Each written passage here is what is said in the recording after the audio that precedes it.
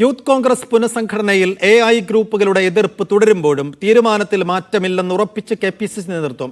ഇപ്പോഴത്തെ തീരുമാനത്തിൽ എന്തെങ്കിലും മാറ്റം വരുത്തിയാൽ അത് സ്ഥിതി കൂടുതൽ വഷളാക്കുമെന്നാണ് നേതൃത്വത്തിന്റെ വിലയിരുത്തൽ. അബിൻ വർക്കിയെ പിന്തുണച്ച് ചാണ്ടി ഉമ്മനും രംഗത്ത് വന്നു. ഗ്രൂപ്പുകളുടെ പ്രതിഷേധം തണുപ്പിക്കാൻ കൂടുതൽ വർക്കിംഗ് പ്രസിഡന്റുമാർ എന്നതടക്കമുള്ള നിർദ്ദേശങ്ങൾ നേതൃത്വത്തിനു മുന്നിലെത്തി.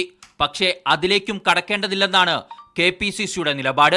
തീരുമാനം പാളിയെന്ന് സമ്മതിക്കുന്നതിന് തുല്യമായി അത് മാറുമെന്നാണ് വിലയിരുത്തൽ. ഒപ്പം സ്ഥിതി കൂടുതൽ വഷളാക്കുമെന്നും നേതൃത്വം ഭയക്കുന്നു. അതിനാൽ യൂത്ത് കോൺഗ്രസിലെ തർക്കത്തിൽ ഇടപെടേണ്ടതില്ലെന്നാണ് KPCC തീരുമാനം. ഇടപെടേണ്ട ആവശ്യമൊന്നുമില്ല, പാർട്ടിയൊക്കെ തീരുമാനം എടുത്തിട്ടുണ്ട്.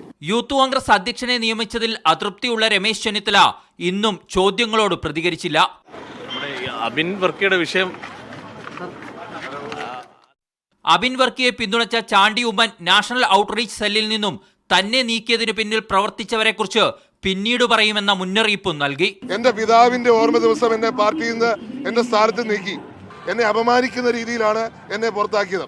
അവരുടെ സാഹചര്യം ഞാൻ ഇപ്പൊ വിശദമാക്കുന്നില്ല, ഒരു ദിവസം ഞാൻ പറയും. I ഗ്രൂപ്പിനൊപ്പം A ഗ്രൂപ്പും കടുത്ത അതൃപ്തിയിൽ തുടരുകയാണ്. പരമ്പരാഗതമായി ലഭിച്ച പദവികൾ എല്ലാം കൈവിട്ടു പോകുന്നതാണ് A ഗ്രൂപ്പിനെ അസ്വസ്ഥമാക്കുന്നത്.